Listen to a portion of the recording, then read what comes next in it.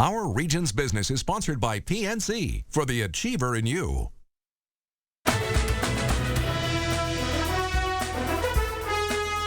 Pittsburgh's Carnegie museums have been a key part of our region's cultural landscape for more than a century. But in the world of the internet and all the information you ever needed right in the palm of your hand, just what role do museums have to play on into the future? Well, we're back with Joe Allen Parker, who has come to our region to run the Carnegie Museums. And I want to pick up on that. We talked a lot about where you think the museums can go and some of their potential.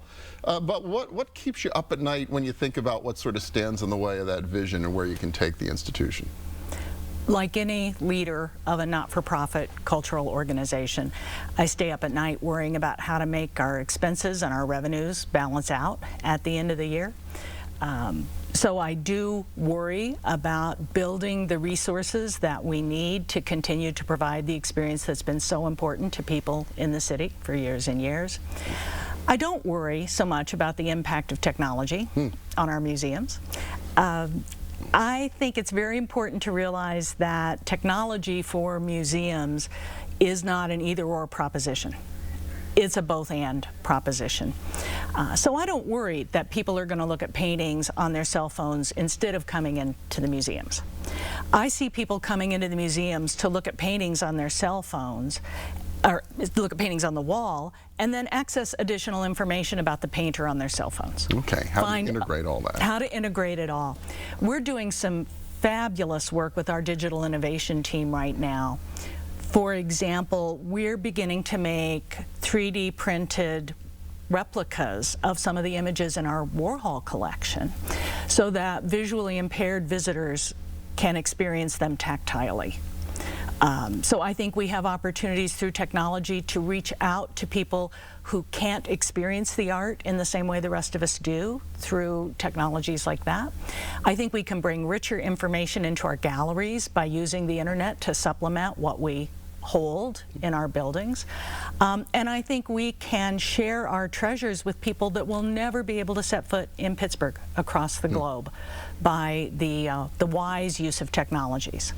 So for example, we're in the process of putting all of the data about our collections in natural history into the standard scholarly database that's used in those fields so that scholars across the world can find out what we have and learn about it.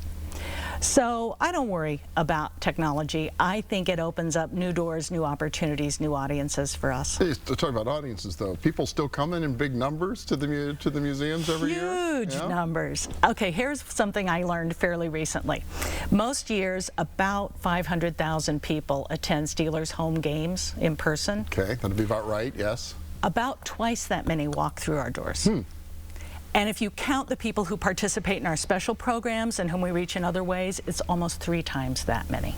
And you have a sense of how many are from outside the region, how many from inside? I would imagine a lot of that is school kids and school trips and things like that. A lot of it is school kids. Many of it is our members. We have a membership base of 27,000 households. Wow. That's very much located here in the region.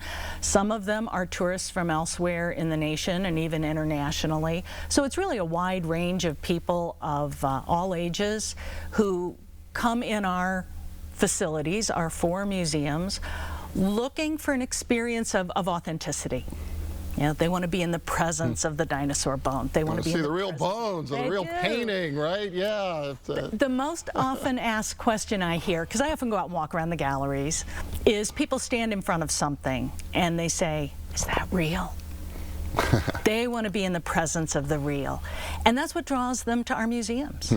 Real experience, real access to important objects and ideas, and they come in significant numbers to be part of that. That's exciting. We're only about a minute left, but I do have to ask you, your transplant to our region, we've talked a lot about the museum. How about Pittsburgh and adjusting to life here in this place? I have said on many occasions that for both my husband and me, arriving in Pittsburgh feels like finding exactly the kind of community we've always hoped to live in. The way I've described it is it's a human scale city. It's got everything you would want in the way of cultural amenities, activities, diversity. It's a wonderful place to live, but it's accessible, it's manageable, it's human scale. And to me, that's what the museums are about too, taking big ideas and making them human scale. And we have a big sense here in Pittsburgh, collaboration, connectivity, trying to link all this together. So you see potential there for the museums as well, sort of beyond the museum's doors? Oh, and I think that's a place where technology can help us with remote collaborators who may not be our neighbors right there in Oakland. We are ideally situated between two great universities across from a great urban school district to explore more collaborations with our neighbors in Oakland.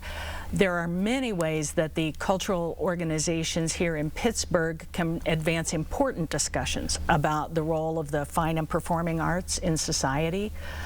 So I've been very pleased to get to know my colleagues in the other cultural organizations. I believe in connectivity, I believe in connection, and I believe in community. And coming to museums situated so beautifully for all those values is very exciting to me. Well, very exciting to have you here. Jo Ellen Parker from the Carnegie Museums. Thank you so much. Thank Appreciate you. it. Yeah. Thank you. And next up, we'll be back in a minute with a little dollars and cents. Stay with us.